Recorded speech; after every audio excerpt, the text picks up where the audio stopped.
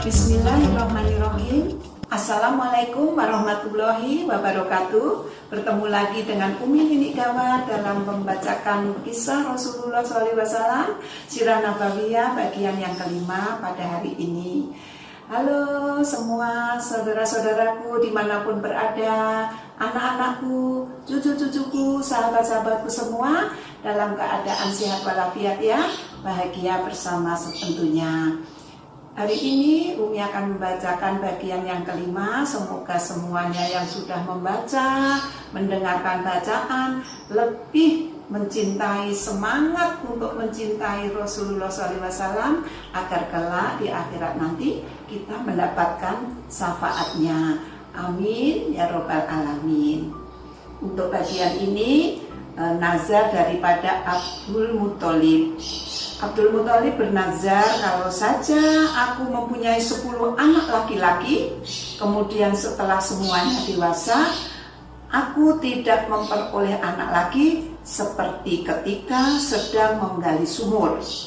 Nah, menggali sumur Zam-Zam yang dimaksud, maka salah seorang di antara 10 anak itu akan kusembelih di Ka'bah sebagai kurban untuk Tuhan. Itu nazar daripada Abdul Muthalib. Ternyata takdir memang menentukan demikian. Abdul Muthalib akhirnya mendapatkan 10 anak laki-laki. Setelah semua anak berangkat dewasa, ia tidak memperoleh anak. Dipanggillah ke-10 anak tersebut, termasuk si bungsu yang bernama Abdullah, yang amat disayangi dan amat dicintai oleh Abdul Muthalib. Aku pernah bernazar anak-anakku untuk menyembelih salah satu dari kalian jika Tuhan memberiku 10 orang anak laki-laki. Karena terbukti Tuhan memberi aku 10 orang anak laki-laki, maka dari itu salah satu di antara kalian harus aku sembelih. Ya, anak-anaknya pada tertunduk semua, terdiam. Mereka memahami persoalan ayahnya. Mereka juga melihat kebingungan yang luar biasa di mata ayahnya. Mereka yang berkaca-kaca itu, mata ayahnya berkaca-kaca dengan bicara akan menyembelih 1 orang anak itu dengan rasa sedih, mengutarakan kepada ke-10 putra-putranya. Namun aku tidak bisa menentukan siapa di antara kalian yang akan aku sembelih. Oleh karena itu, aku berniat memanggil juru kit untuk menentukannya.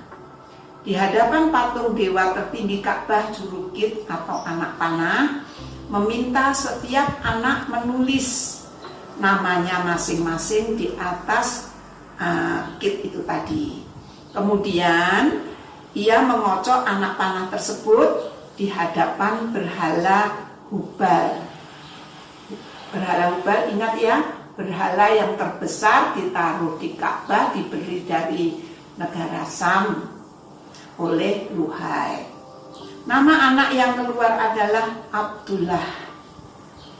Melihat itu serentak orang-orang Quraisy datang dan melarangnya melakukan perbuatan itu.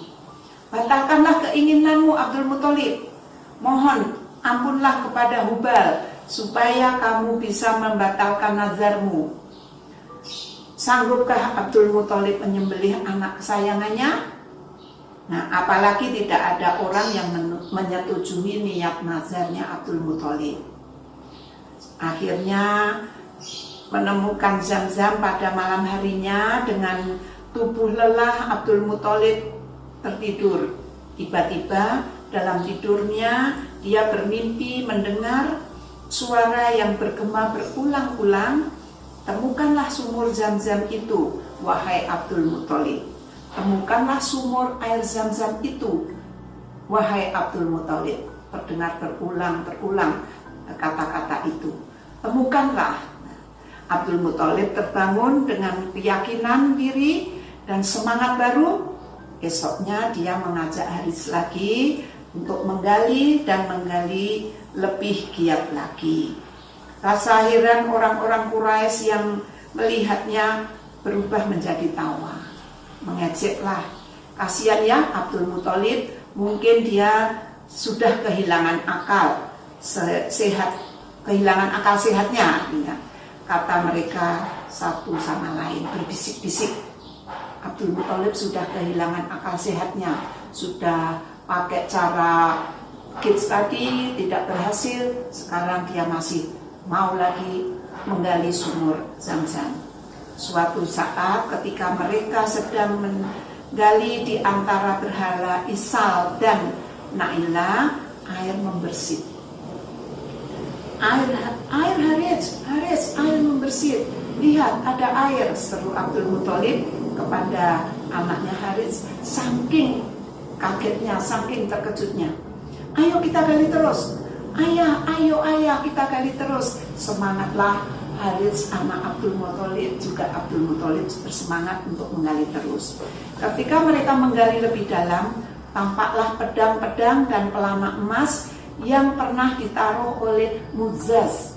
Ingat, Mu'azzaz bin Amr adalah mertua dari Nabi Ismail alaihissalam. Yang dahulu melihat penemuan itu, orang-orang Quraisy datang berbondong-bondong.